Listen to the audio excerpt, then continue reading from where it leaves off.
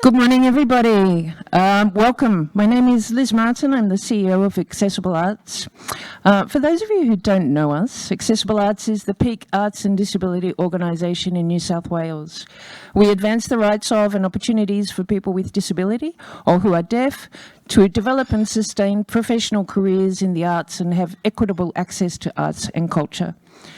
Before we begin today's event, we'd like to warmly welcome Daniel McDonald to commence our event with a welcome to country.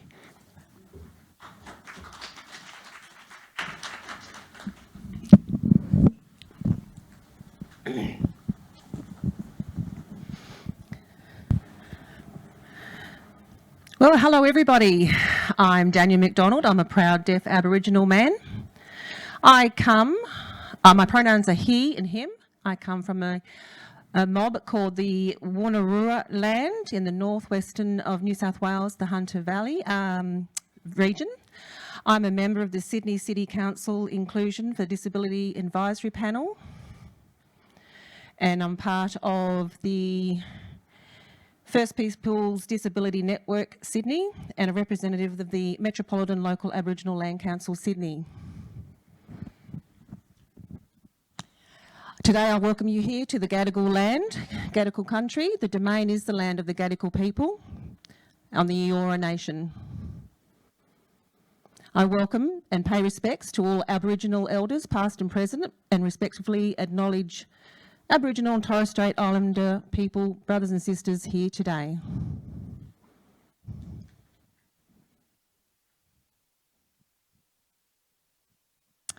We joyfully gather here today at this meeting place. It's only right that we honour the traditional owners of the land, custodians of these lands and waters.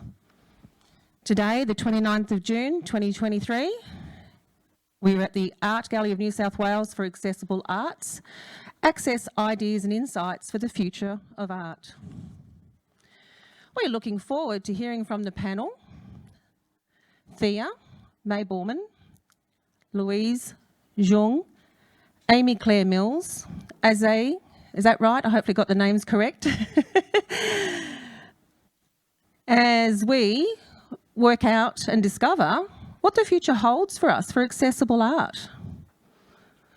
We will learn about their experiences, about thrilling tactile work, entire virtual exhibitions, with the fantastic possibilities of an inclusive future. On Gadigal land here today, we are confident, proud and an inclusive community. And doesn't matter who you are, and doesn't matter where you're from. We all don't know each other, but we are all inclusive and we respect each other. It's now time to come together, share our ideas and insights, listen to our speakers and learn. It's now time to focus on the future of art. Accessible arts is for everyone. Remembering the past, respect, acknowledgement and love in the present. It's about inclusion. Understanding and hope for the future. The time is now. I hope you all have a beautiful day. And I'd like to say thank you for Accessible Arts, the staff for all their hard work for putting on this event today. Thank you for the interpreters. Thank you staff and everybody organising today. Thank you so much. Welcome.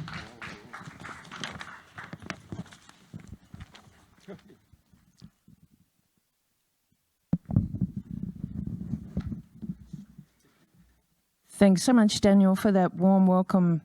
And welcome everyone. It's so great to see everyone in the room and be here together today. And warm welcome to those of you who are beaming in from your homes and your offices and your spaces out there across the country. We have about 250 people in all attending today's event, so it's great that you can all make it and to hear from the artists. Before we move to the artists though, we have a couple of special warm speakers.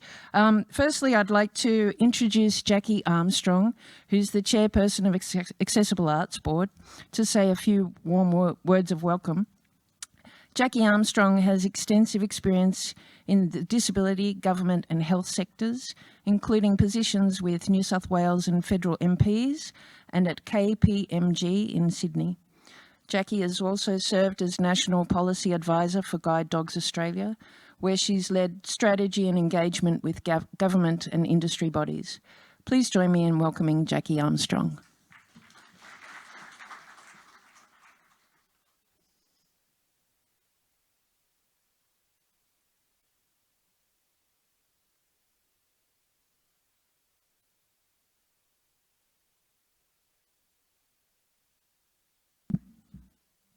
Sorry, vertically challenged. Can you hear me with this in this position?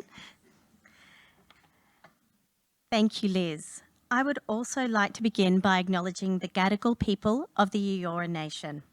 Welcome to our third Access, Ideas and Insights panel conversation of 2023, the third of our hybrid events, where we have an in-person audience here at the Art Gallery of New South Wales in this fabulous new space, as well as an accessible live stream broadcast delivered by our event partner, Pyrus. For more than 35 years, accessible arts has been a leading force within the New South Wales community, shaping, empowering and advancing the intersectionality of arts, culture and disability.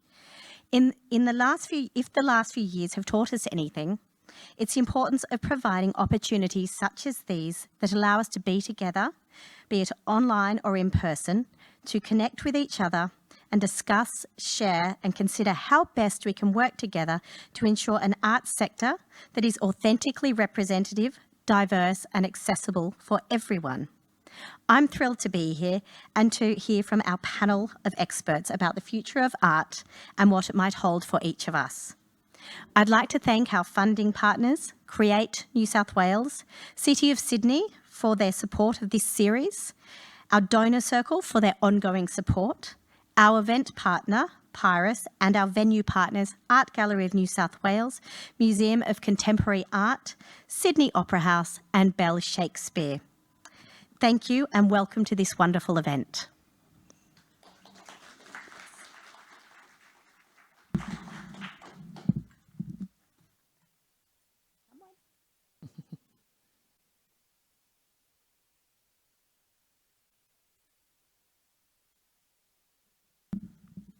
Thank you, Jackie. Our next speaker this morning is beaming in, the Honourable Kate Washington, New South Wales Minister for Disability Inclusion. Parliament is sitting this week and so the Minister has sent through the following video greeting us here to share now. Good morning everyone, I'm Kate Washington, the new Minister for Families and Communities and Disability Inclusion.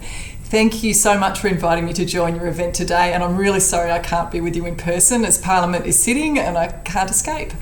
I would like to acknowledge the traditional custodians of the land on which you are meeting, the Gadigal people of the Eora Nation, and I pay my respect to elders past and present.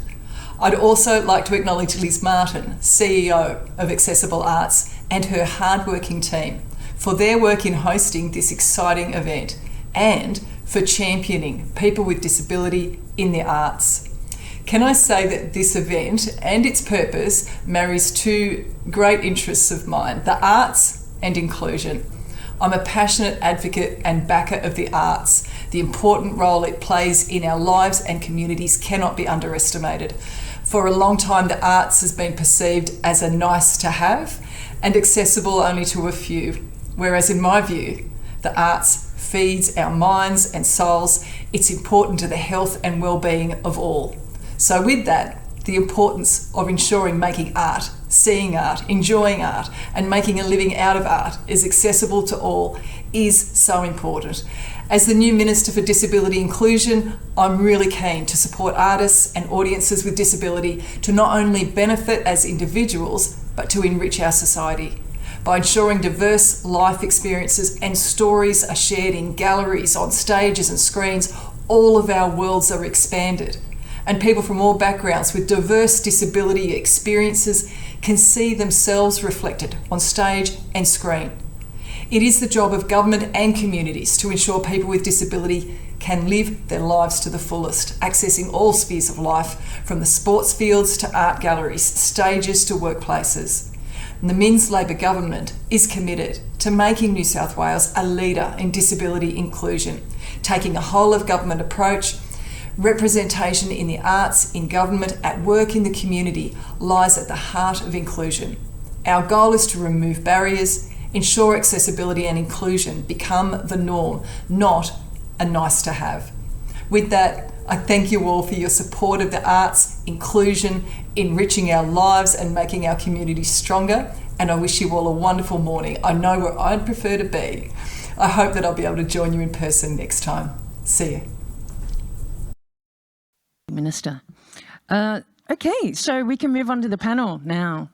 Today we are joined by an expert panel of leading artists and technologists, Tia Bauman, Louise Zhang, and Amy Claire Mills, exploring the future of art, where we are now, what we've been working on, and what the future holds for creating truly accessible art.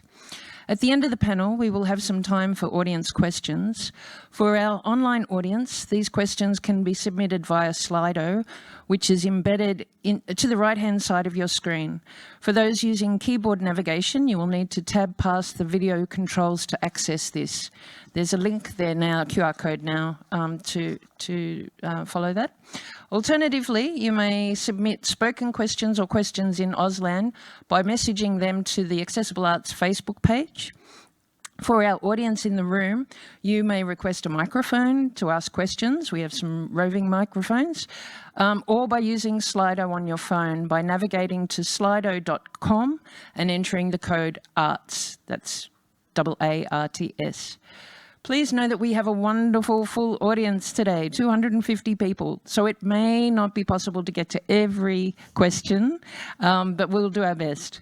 Now it's time to introduce our panel MC, Miranda Carroll, Director of Public Engagement here at the Art Gallery of New South Wales.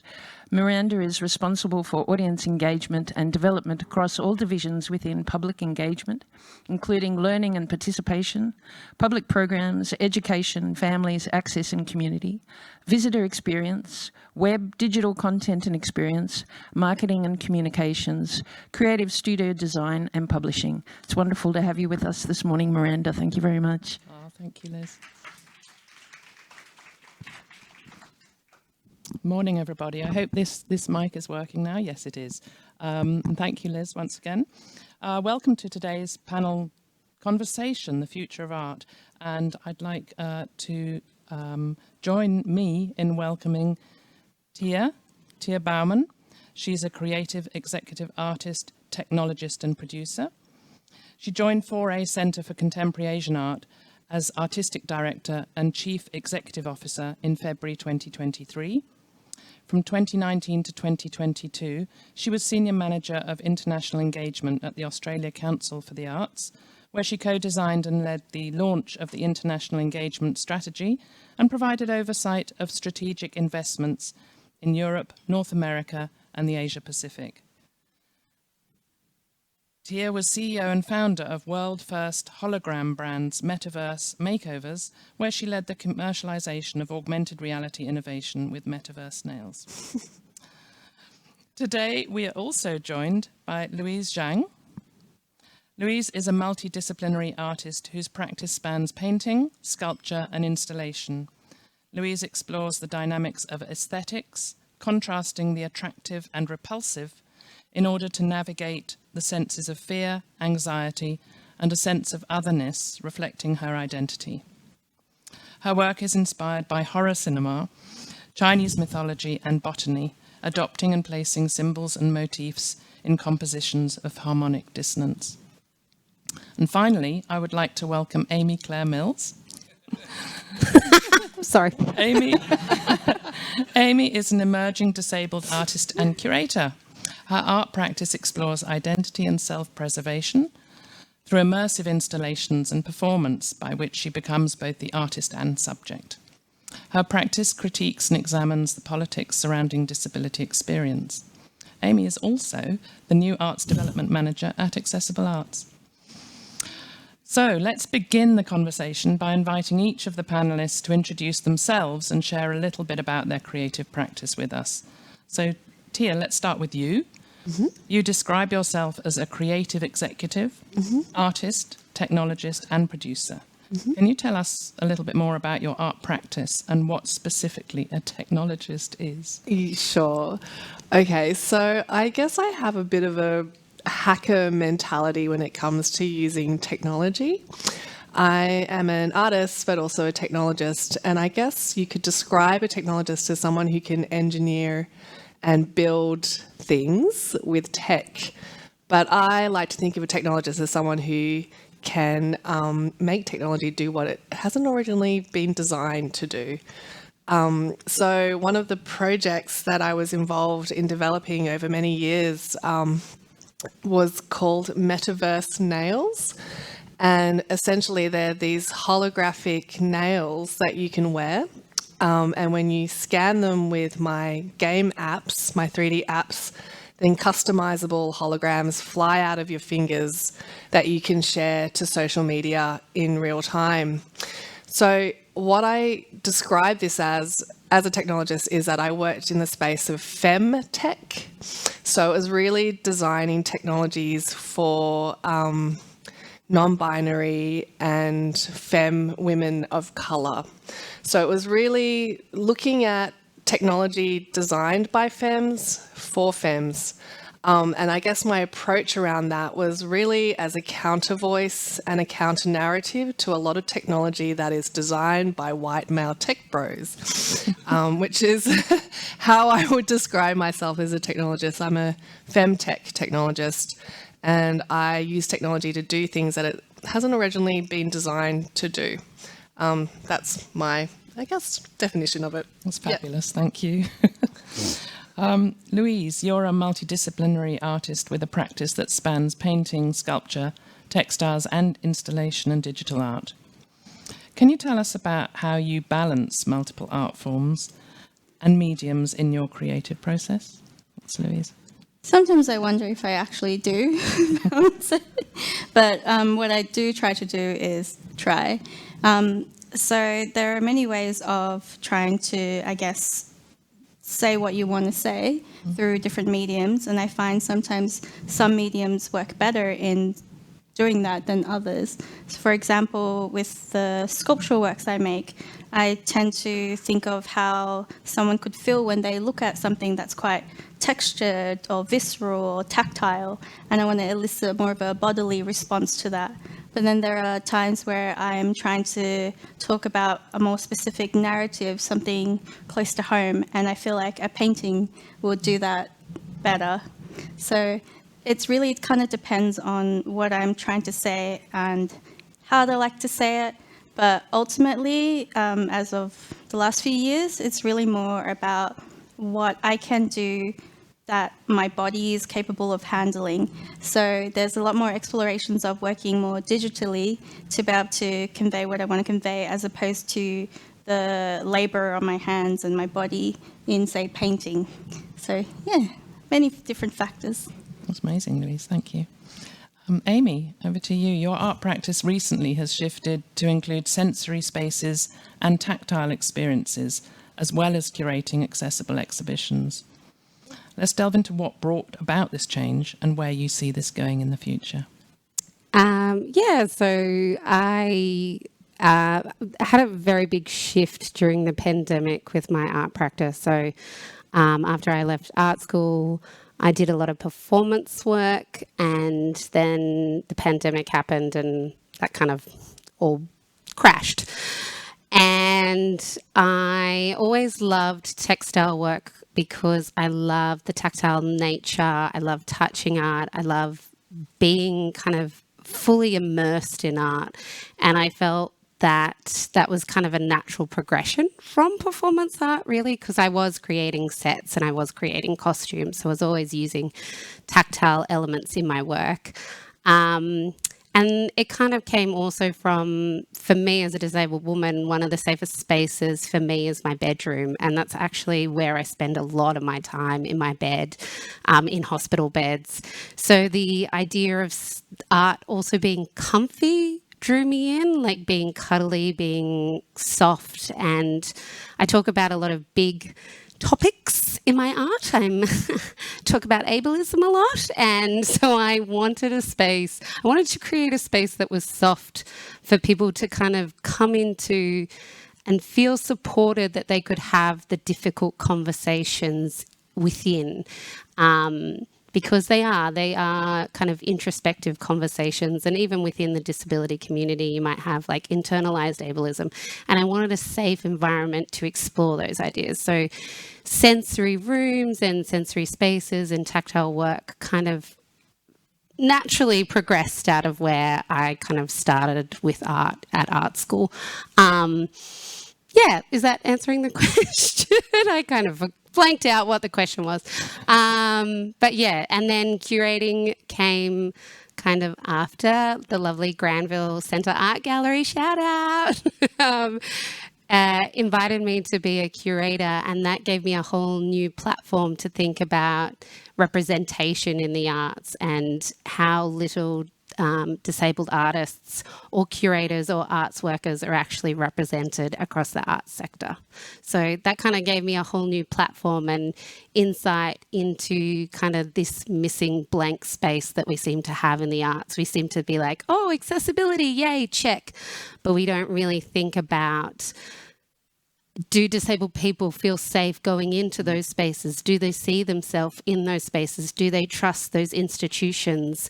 Because, I mean, sure, I can get in the building, but do I see myself in the art at all? So that's, yeah, kind of how my practice is going right now. There you go. Thank you, Amy. No, that's very pertinent. So representation and accessibility are important aspects of art because they allow for greater inclusivity and understanding. With the increased accessibility of technology, collaboration and communication, the artistic expressions of traditionally underrepresented groups are becoming more visible. Because of this, many artists and institutions are now prioritising representation and accessibility, leading to more transformative exhibitions and artworks. I'm going to go back to you, Amy, on this one. Let's start with you. You're a very passionate person about disability representation, and last year you curated the exhibition at Granville Centre Art Gallery around disability experience. Can you tell us a little bit more about this exhibition and the need for greater representation and accessibility across the arts sector? I know you just touched on it, but it would be great to elaborate on that. I see representation and accessibility going hand in hand. You can't have one without the other. As I just mentioned, you can't have the building being fully accessible or the theatre space being fully accessible and not think that the disabled people are just going to be like, oh, thank you so much, this is so great. We need to see ourselves represented in the art. We need to be a part of the art. We need to be making the art. Our stories need to be told. And, you know, when I go to exhibitions, when I go to the Biennale, when I go to the National, when I see things that don't have my stories, I'm like, what's happening here? Where's the gap? You've made it accessible, that's great, but I can't trust this institution because it doesn't represent me. It doesn't have anyone who looks like me or who has my experience. And so that's always a big passion point of mine. I almost think representation comes before accessibility. I know that's controversial, but if I'm curated into a show or if I'm curating a show, then I'm going to bring accessibility with me, right? So I'm going to say, these are my accessibility needs and this is the audience that I want to reach. And so I'm going to bring those accessibility needs along with me. So it almost, I say it's chicken the egg, but you can't have a great, accessible, beautiful institution and not have representation. Anyways, Granville was amazing because I think there have been shows with disabled artists and there have been shows that are about disability experience. I'm not saying there haven't been, but Granville was great because the team came to me and said, we want you as the curator. We want you to find the artists. We want you to tell the stories. Like, how can we reach these audiences? How can we make it an inclusive, amazing show?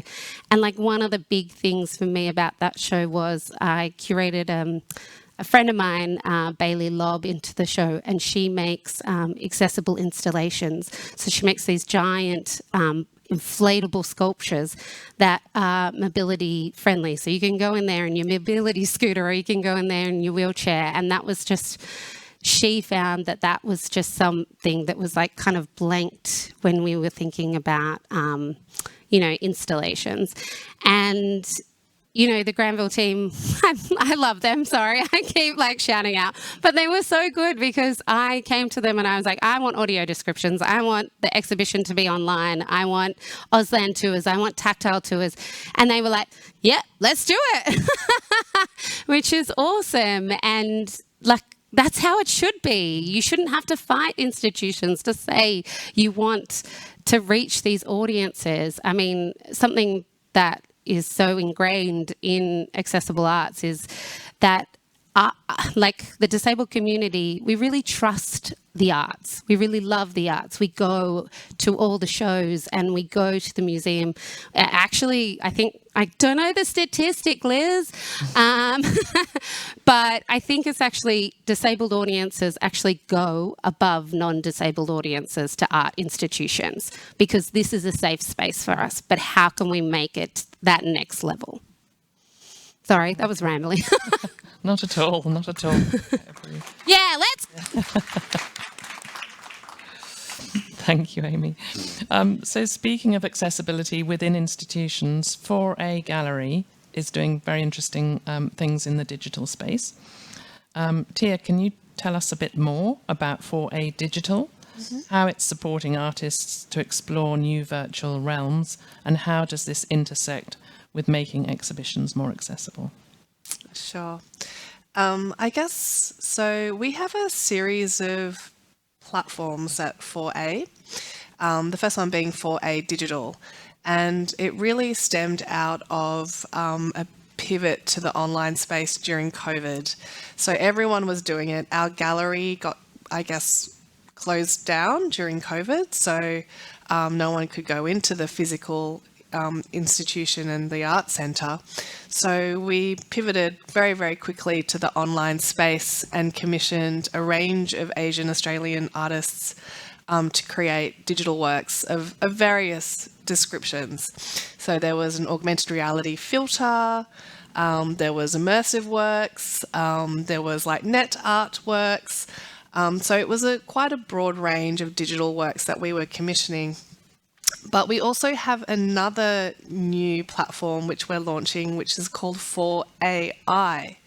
And it's looking at the cultural advancement of artificial intelligence and how AI intersects with art, and specifically art of the Asian diaspora. So this is a new development with 4A. It's really looking at advances in emerging technologies and trying to make it as accessible as possible, and interlinking it with Asian diasporic practice, which is what we do. So that's one of the projects that we're developing is with an Indian collective called Elsewhere in India. And the idea is that we will open up some collections of Indian art objects and antiquities that are stored in collections here in Australia, and they will use artificial intelligence to digitise the collections and therefore make it more accessible in 4A as a virtual museum. So it's basically reclaiming art objects, digitising them with algorithms and digital AI technologies, and then trying to make it as accessible as possible to audiences that might not be able to access them here in Australia and also internationally. Fantastic. That's great, thank you. Louise, as an artist with an expansive career, what role do you think art institutions and museums play in making art more accessible to diverse communities? I think art institutions and museums play quite a crucial role in capturing our history, capturing our society's past, present, future. However, I feel like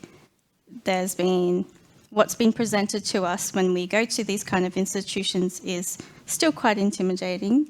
There's still a version of that, I guess, capturing that history that is still quite sanitized, colonialized. And I think as time progresses on, that we need to kind of push for more equitable representation within these spaces, because that is a reflection of life, that's a reflection of reality that we're all in. And so by working with communities, working with people like us, having these kind of events on, I think that is like a step forward for sure. But what I would really love to see is less so like, frankly, I'm so glad I am here to be with you guys here, but I would love this to be the norm when we enter a gallery space as well. And that's what's like, you can't have an institution that is for diversity and for representation if you don't have those things within the actual institution. So more of that, please. Thank you, Louise. So the title of today's panel is The Future of Art. We're going through a huge cultural shift in the arts with the rise of AI and augmented reality. Let's explore how this technology can be used to make art practices and exhibitions more accessible. So, Tia, back to you. Within your art practice, you've used augmented reality for metaverse nails. And with the rise of virtual and augmented reality, what impact do you think this will have on the traditional gallery and exhibition experience? Right. So I don't think it'll supplant the traditional gallery experience. It'll augment the gallery experience. So using new technologies is a way of creating new types of interactive moments with art. It's about creating new types of immersion with the art and new connections with the art. I don't think it'll ever really take over the traditional kind of gallery in-person experience, but it's another way of experiencing the artwork potentially through a mobile device, which so many of us have, and creating those other points of engagement with the artwork. And I think that's really, really important to kind of democratize the art experience, and doing that through technology is really what the future of art should be about.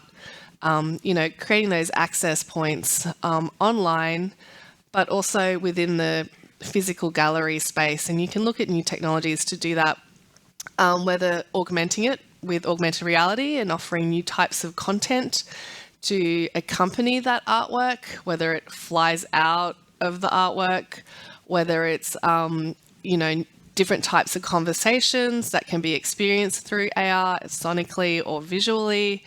And then there's also the virtual reality aspect, which is, kind of experiencing that virtual artwork within a virtual realm, maybe in a game. So transporting the art into a gaming construct, or experiencing it in the metaverse, which is the kind of hot thing at the moment. It's kind of a bit of a well-trodden point of discussion when it comes to new technologies. But essentially, I am a true believer of the metaverse as being a space that is open and accessible to all, if it is designed with a plurality of voices from the get-go, which hopefully we can all contribute to that design of what the metaverse could and should be, which is open, accessible, diverse voices, a plurality of voices, and easily accessible. Yeah. Thank you. Let's talk about accessible tech, Louise. Within your practice, when you're creating artworks, do you use any adaptive tech to support you in the production phase? And where do you see accessible tech evolving in the future? I do. I've always been a very avid drawer. I love drawing so much and making work. And as time has gone on, I realized my body cannot handle the same load and enthusiasm as it used to. So my hands are kind of degrading on me. And so I shifted from using pencil and paper and drawing more detailed things to simplifying and getting the essence of what I would like to create, so like simpler lines. But then beyond that, when I would like to do something a bit more thought out and plan that ahead, I use the iPad. I know it's just an iPad, but it's been such an asset for me to be able to get the things down and then be able to kind of compartmentalize what I can start with and what to do when I want to, say, do a painting, what I can just go in and be like, oh, okay, I'm not going to just spend 3 hours working on this thing when I can spend 20 minutes on this thing and save my hands so I can paint it. So that's my experience of using adaptive tech. In terms of the future, I'm not too sure. I mean, I feel like I read somewhere that by 2025, tech will be like, living with tech would be the norm in a way that is quite remarkable compared to what we are living in now. I'm both, honestly, quite excited, but also like terrified at the same time. Too many movies, perhaps. When are the robots coming, right? But while I'm really excited, I like to think of the more positive notes because maybe I think there's just too many sad things in life. And that is improving quality of life. And that can mean many different things, like from a medical aspect to, I don't know, an advanced iPad where I can like control the stylus with my mind or something. You know, there are all these kind of things out there that I'm really excited to be able to do what I love, do what we all love, but in a way that our bodies can work with. Yeah. Amazing. Amy, you're a textile artist and I assume create a lot of your artworks by hand. How can the art world balance preserving traditional art forms with embracing new media and technology? Yeah, I'd go with Tia and Louise. I don't think it's like us versus them. Do you know what I mean? Like my art kind of falls under, I call it craftivism, or well, it's called craftivism. I'm not saying that right. Sorry. So it kind of falls under the kind of traditional medium of craft, which really values the handmade. It really values the artist interaction into the art. And then you move into the kind of art sphere and that kind of more values the concept of art. It doesn't really matter how you make it. It's kind of, if you can kind of, sorry, I'm saying kind of a lot. If you can put your ideas out there, then that's what's valued. And so my art tries to mesh the two together, but like Louise, my art is very physical. Making textile pieces is very physical, and I put my body under way too much stress. And so I would, like, yeah, I don't, what was the question? Oh my God. I am blanking out, everyone. Okay, no, so it was about... Really what I was asking was how can we... We all love me in this audience, it's fine. How can we preserve traditional art forms okay. while embracing new technology? Yeah, so as I say, I don't think it's there's no battle. I don't think artists see it as a battle. I see it as, will technology kind of adapt to help us out?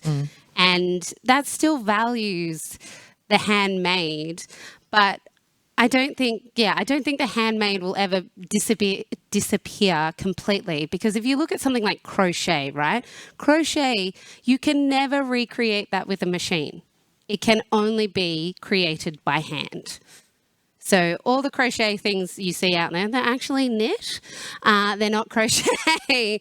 And so, like, I don't think that'll ever die away, but I think there's just ways that we can kind of, like, value the artist and their ideas and how much effort goes into just thinking up a concept, and the materialities, thinking about the materialities and how you make. So I don't think, like, I don't know whether I like the word traditional anyways. I just think the handmade will never leave, but how can we take the handmade into maybe augmented realities? Like, can we teach people to like crochet in the metaverse? Like, that would be really cool. Can we create crocheted outfits in the metaverse? Like, I made a quilt that had a a QR code in it. So you could scan the QR code on the quilt, and then it would take you to an app on Instagram, like a filter on Instagram. So there's like ways that you can bring the old with the new and it still be a really fun experience. I think it's more about making art a bit more like adaptive and fun, but it's not about these people are old because they handmade and these people are the new wave because they're using AI. I think it's like, how do we bridge the gap? That's more the question. It's less like one or the other as opposed to expanding the field of what we can do. Yeah, yeah. Thank you. No worries. Oh my God, I'm sorry. Oh, thank you very much. That was really helpful. This completes our formal questions to the panel. So I'd now like to open up the conversation to the audience. We're using the Slido question platform for the first time at this event. And I'm just waiting for the iPad so that I can read out the questions. Thank you, Danielle. Very kind. Thank you very much. Okay, I have a question here from M. Sunflower. Nice to hear from you. Are there inherent issues of trust, privacy and exploitation when using billionaire-created tech, using the metaverse and similar as a marginalised community? Yeah, absolutely. To be pretty blunt, absolutely, that is a real fear and risk and threat to original creation, to the voices of diverse communities. I mean, just with appropriation generally of artist styles, the machine can do it in a way which is pretty extractive.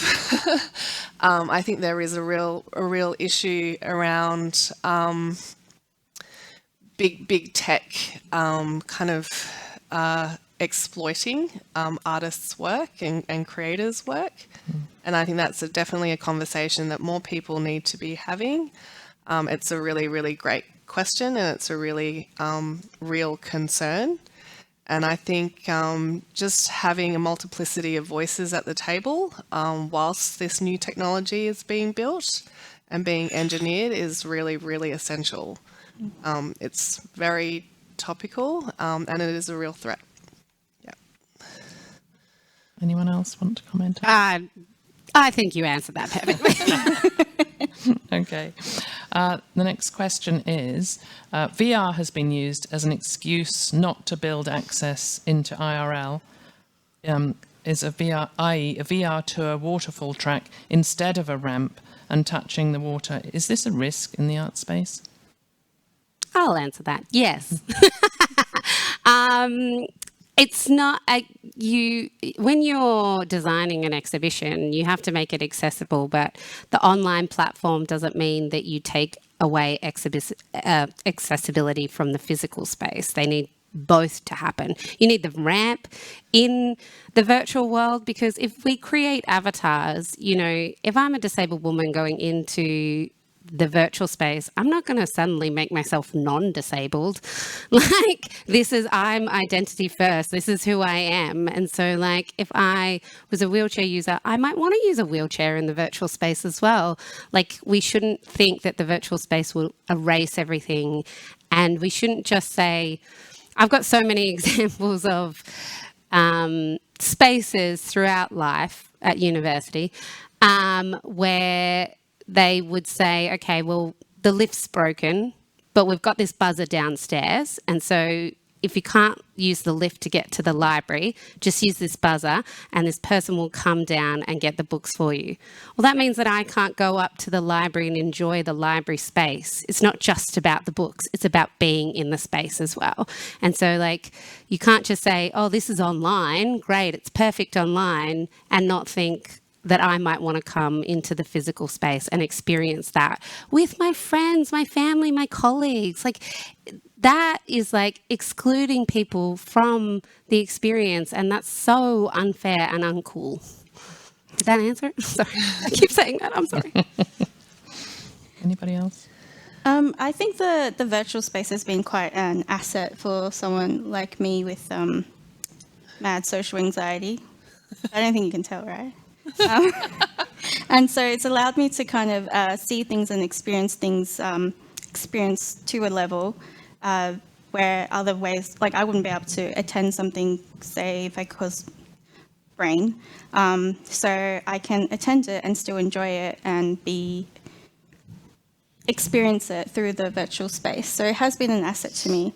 However, I do think sometimes that the virtual space is used as a bit of a cop-out tool, or controversial, sorry, to just be like, yes, we've ticked the boxes for accessibility and disability because we've got a digital platform, and then that's it. But the truth is that's not going to work for everyone, and things like accessibility isn't just one thing. It's actually a multitude of many, many different things.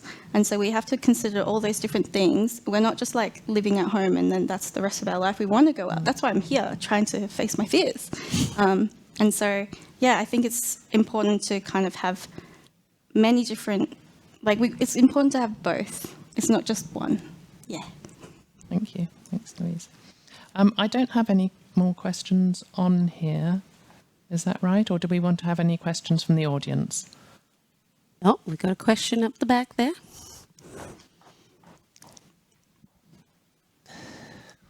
Thank you so much for the chat so far. My name's Jess. I was just wondering, there's a really good comment, and I can't remember who made it now, about, I think it was you, Louise, we want this to be the norm. And so it got me thinking, if you were to have a rider and we were to expect all the kind of normal, let's say, accessibility things, what are the things that come for you that you would have on your rider as your non-negotiables that we can as arts workers take back to our arts organisations and make normal? That's a big question. And I don't think I'm honestly quite qualified to be able to answer that. But for me personally, I've had to kind of consider my trip down here, plan it quite thoroughly to be able to come here. I may not look like, whatever, but it is a big task for me to enter this kind of space. And so I've always worked in a way where I'm the one who's trying to think of ways to make it comfortable for me to get here and experience the space as is. However, I can do that. Not all of us can do that. And that's me also working with things that haven't changed. So if we have that change, I don't have to think about that stuff. I can enjoy it like everyone else. But in terms of the specifics, I don't think I'm qualified to. But perhaps. An access rider is for yourself. So it's if I go into a space, it's my accessibility needs. I can't talk for the whole of disability spectrum. It's a very vast spectrum, and lots of it's hard to say, but lots of accessibility needs actually clash. I think what organisations need to do is have kind of inclusive advisory groups. It's best practice to pay people to be on these advisory groups, even if you just do it in short bursts, if you want kind of that kind of insight and knowledge, if you can't have it on an ongoing basis, because I know there's not enough funding in the arts. But that way, then you can get a diverse range of voices across the disability spectrum, and they will tell you what's best practice for them and their disability. I can only speak for mine. I've worked as an access coordinator in my jobs, and so I've learnt a lot from my peers, but I would not say that I'm the best person to speak for someone who is deaf or hard of hearing. I don't know Auslan, it's not my language, and so I would want someone who is deaf or hard of hearing to come in and speak to that lived experience. I can learn from them, but I'm not them. So, yeah, I think it's about making sure that if you are inviting someone who is disabled, making sure that, they do have an access rider, and actually actioning what is in their access riders, because it's not just we've got that, but we're not going to listen to anything that's written on the piece of paper or change anything or adapt anything. So yeah, it's definitely that, but it's definitely also like training, like go to Accessible Arts and get some training from us. So everyone in your organisation becomes a better ally. That's really important as well. Like it's not just, it's kind of exhausting being disabled and being like, please, please, please. I want allies along with me. I want the non-disabled community to come along with me and be partnered with me to make spaces more accessible. Yeah, I can't walk too much, so more seats would be nice. Oh, yeah. Is it like just me, or is there just not enough seats in galleries? There is definitely not enough seats in galleries. We've got some claps. Anybody else in the audience? Yep, over there. Hello. Yeah. So, is there any accessibility consultancy firms or anything that anybody knows of, rather than just leaving it up to individual organisations, but actually have a consultancy firm that would take on that role and obviously gain a lot of experience and do it on a contract basis? Does anybody know of anything like that? Or I mean, there definitely are. The lovely Moana, who used to be the CEO of Accessible Arts, has a consultancy firm. So they are out there. Accessible Arts is a consultancy as well. Like, we're here. There are.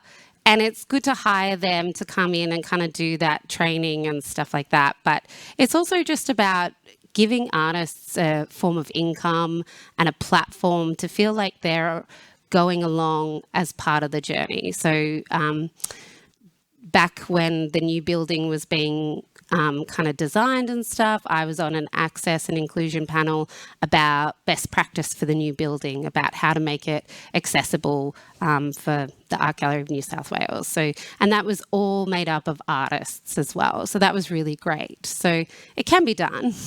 And, you know, we get paid for it because sometimes art doesn't pay.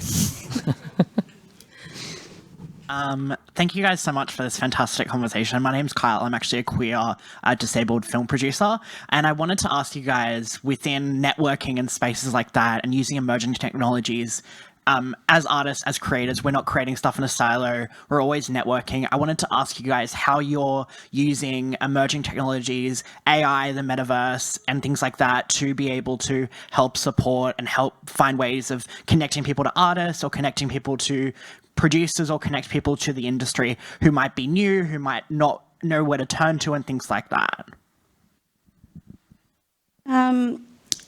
I was once told about this story where that someone went to, say, a grad show at art school and they really loved this artist and they really wanted to exhibit them in the commercial gallery. That's a big deal for us.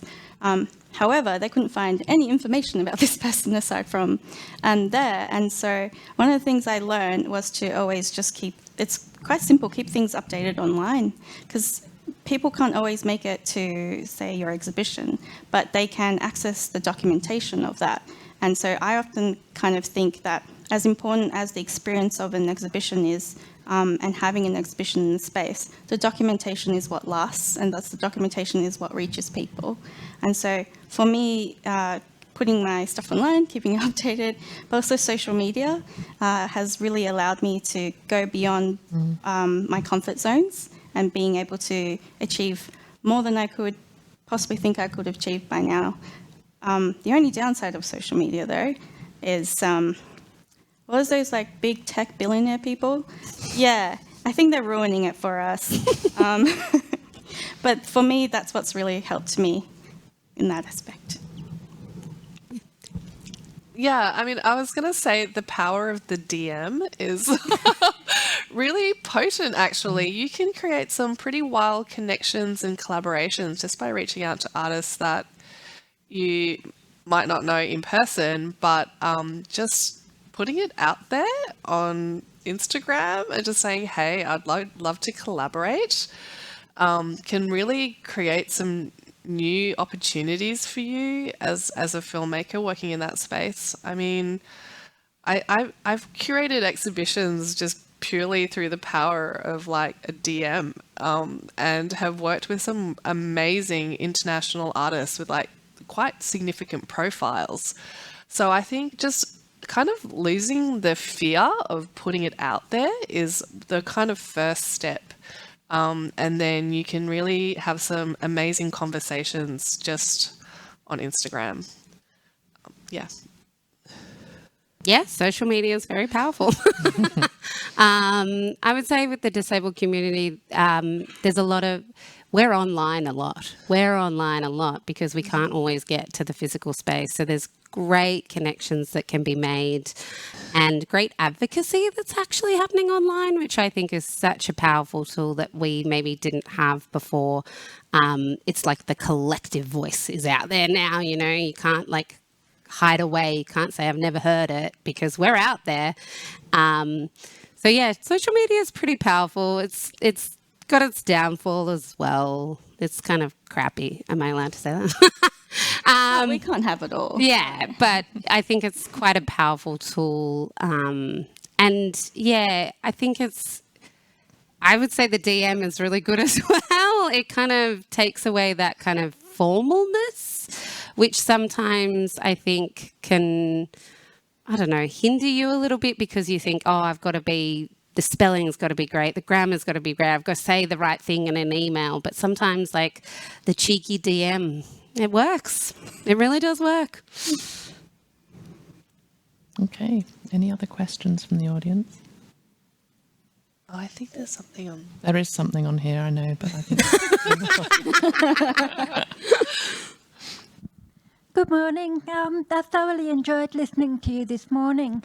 I think it's more of an observation than a question. I sincerely hope that in the future of art from disabled folks is that I could come to a panel like this and hear what excites you, what the historical provenance of your work is, what you're currently working on and what's exciting about your future work rather than having to advocate. Because I feel like sometimes advocacy is a full-time job alongside the practice, and that I'll come to a panel and hear about the work rather than the access point.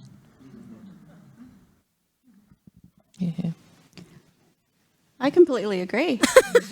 Yeah.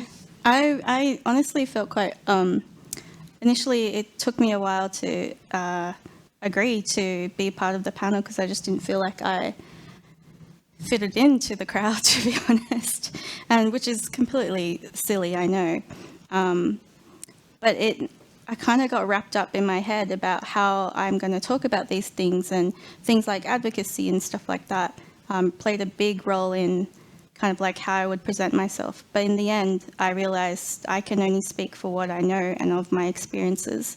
And so I hope that we can have more talks around our experiences and the type of art we make and stuff, regardless of who we are. Yeah. Agree. I would say my art's wrapped up with advocacy, so it's hard to separate them. But yeah, I love to talk about my art. Ask me about my art. Love it. But yeah, I would say it's hard to separate myself. I've kind of wrapped myself up in a nice, neat bow, and I'm going to protest and I'm going to advocate and I'm going to make spaces better for my community because that's what I'm passionate about, and that comes out through my art. In saying that, though, I didn't have a conversation not long ago, just here actually, about how often when you are a person of colour working in the arts space, they love your work, you use a lot of colours, whatever, but there's still going to be so much interest in around who you are, your story and things like that, and sometimes we get quite exhausted to having to relay every single detail, where my family's from, was I born in Australia, all these kind of things, but sometimes I just want to be like, I made this artwork and this is what it's about, rather than like, yes, my dad immigrated here from like the 80s, and you know, it's a regurgitation of my lived experience that I feel like I don't have to regurgitate. I mean, yes, I did, though, make a quilt that said, "What's wrong with you?" And I get lots of questions about what's wrong with me. That's probably the most, like, I'll say I'm disabled and people will be like, no, this doesn't compute. What's wrong with you? And then I have to, like, you know, it depends on what I'm feeling the day, whether I advocate for myself and be like, well, that's really inappropriate for you to ask. Or I go, well, let me tell you my trauma story. All right, it started when I was born. It's your decision. Yes, right? it is my decision, but it can be exhausting. And I think I made that art piece because I was like, this is how exhausting it is. I kind of wanted to, you know, kind of, I don't know, just kind of have a physical representation of how exhausting it is. Yeah. Yeah. Yeah, I can definitely weigh into the whole kind of labour of representation. I tick boxes, so you know, I'm like a woman of colour, queer, first generation Australian, working in tech as a woman. Like, you know, I have to kind of carry all of this additional labour of representation, which can be incredibly exhausting. So, you know, it's wonderful to have the invitation to come and talk to these sorts of platforms. I think it's really important to talk about it. But yeah, also just be aware that, you know, we are, diversity comes with its own kind of baggage of representation. Yeah. Thank you. I do have one more question online from Amanda. Who are some Australian artists who identify as disabled that you are each excited by, and why?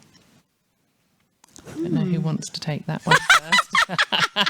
This is the emotional labour we were talking about. Yeah. I want to shout out to Casula Powerhouse, and my two friends over here, Andrea and Dylan, have got a show opening up on the 1st of July, which is all, it's by Creative Hybrids Lab. It's all about artists who have had organ donation or transplantation.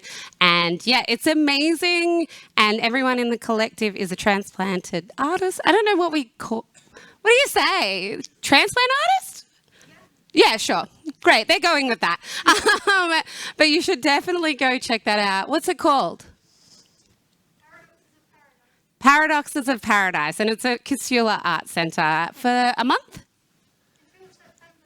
Oh, so until September the 24th for those online. Yeah, that's a really great show, and I'm really excited to see the work there. And that's International and Australian Artists Collective. So yeah, go and check that out. No worries. There's heaps of Australian artists with disabilities, and yeah, Google it. Like, I'm sorry, but like, do your work, do the research, find these artists for yourself. Yeah, I don't know. I can name people, but I think that it's important that you find these people for yourself. I think it's important that you seek these people out. I think it's, you know, like, yeah. I don't know. Google it.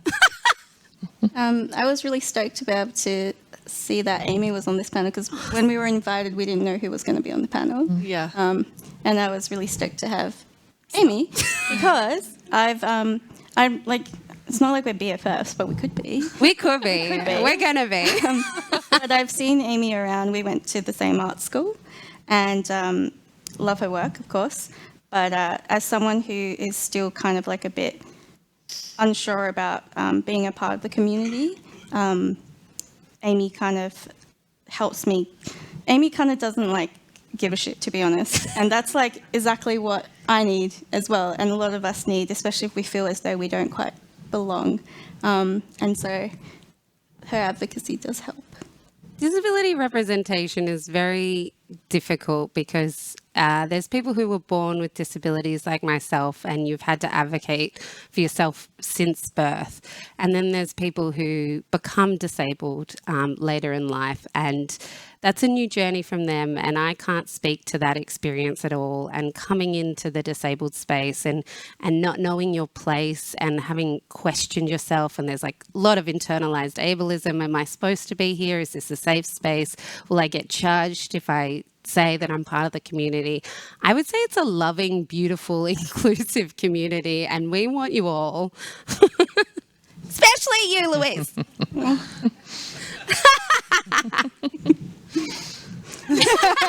Yeah. Yeah, sorry. Thank you. I don't have any more on here. I don't know if there's any more questions from the audience. Oh, we've got one more. Yes, we do. Hi, I'm Ebony. Nice to meet you all. I just had a question really to ask for some advice and your perspective on this. So obviously, as people with disability, we always have to advocate for ourselves, unfortunately. And that is oftentimes with the people who are employing us. And so when you're trying to navigate those difficult conversations with places like the Art Gallery of New South Wales or other big institutions, or maybe archaic institutions, or places that have done things the way they've always done them, and getting them to change is super hard. How do you have those difficult conversations but still take into context the fact that maybe if you say the wrong thing, you won't get to be on the next panel?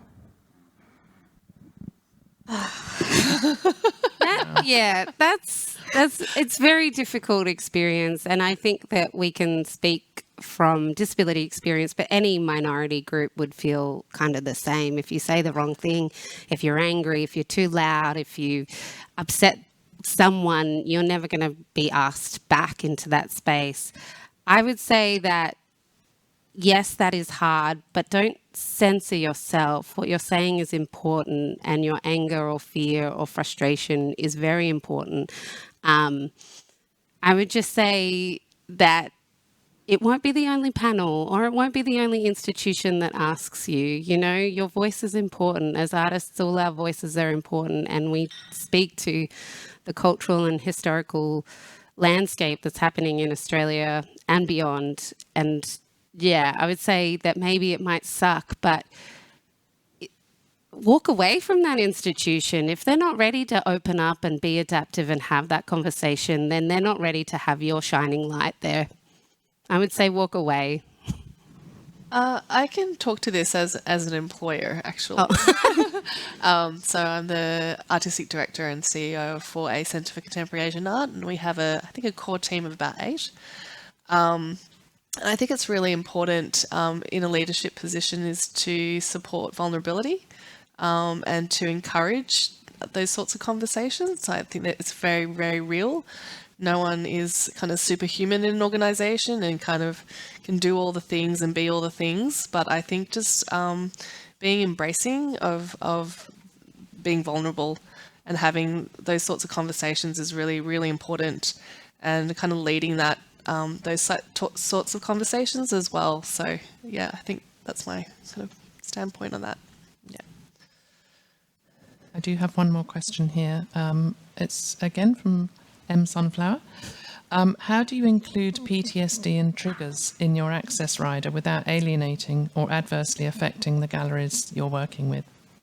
Kind of a tail on from the last question, really. Yeah, to be honest, I haven't had to put any kind of trigger warnings on any of the content that we've shown it for yet. But I think just being conscious of it. I think I had a conversation with some really wonderful women in this, somewhere sitting here. We were talking about a virtual reality experience that actually created a kind of out-of-body experience that was actually a little bit existentially fraught. And clearly, you know, some people reacted to that as an out-of-body experience and potentially might have felt a bit of nausea. And I don't think those sorts of things are being kind of taken into consideration when it comes to these deeply immersive experiences. You know, the content could be quite vanilla, actually, like floating through space, but some people might react to that as completely vertigo-inducing. And I think it's just having those kind of like basic trigger warnings, like, hey, you might actually have an existential meltdown if you experience this work, is important. And just being conscious that not everyone reacts to technologies in the same way. Yep. How are we doing for time, Liz? One very short question. If there's one more question. Are there any more questions in the audience, or? We can wrap it up. Okay. Thank you. Thanks so much. Thanks so much to our panelists for the wonderful conversation and for sharing your experiences. And I want to know more about your art practice now, what your future ideas are and what you're going to be up to. So I'll be cornering you in a moment. If anyone else wants to hear, you can gather around. And if you're at home, I'll email you later on this morning. Thanks so much for joining us. It's so good to get together and tease out some of this stuff and have these kind of conversations. So a huge heartfelt thank you to everyone on the panel and to Miranda for steering the conversation so beautifully. Thank you to everyone in the room and at home for your questions and your curiosity in this space and sharing your knowledge as well. It's much appreciated. We're doing this again in September. We'd love to see you there. So on the 19th of September, we'll be heading down to Piers 2-3, Bell Shakespeare's The Seed. I reckon maybe wear trackies for that one. We're going to be in the rehearsal space, and it will be a conversation about how to boost audiences. And I think it's going to be vital for you to come along and hear the next conversation. In the meantime, if you want to expand your knowledge, you might want to sign up for a special promo offer we have at Accessible Arts, which is our next training session of accessible exhibition design. If you log in, first 6 places get 20% off. That's for Wednesday the 6th of September or Wednesday the 22nd of November. All you need to do is type in the promo code FUTURE. Okay. What else? Oh, we'd love to hear your feedback. You're going to see a promo, there we go. Technology and future is here. So there's a QR code popped up now. All you have to do is swipe that. You'll see it at home as well. Swipe it. Tell us what you think, what you want to know about next. We'd love to hear. And thanks so much for today. I'd just like to invite Danielle Gallotta, who is a major partner and support from Art Gallery of New South Wales, just to say a few words to finish off. Thank you. Thank you, Liz.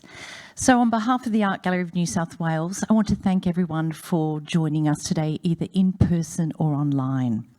I want to thank the generous sharing of their lived experiences by our panellists today for their frank and honest responses. Thank you also to Miranda Carroll for making this time available to share her time with us and also listen to the voices of our disability and arts audiences.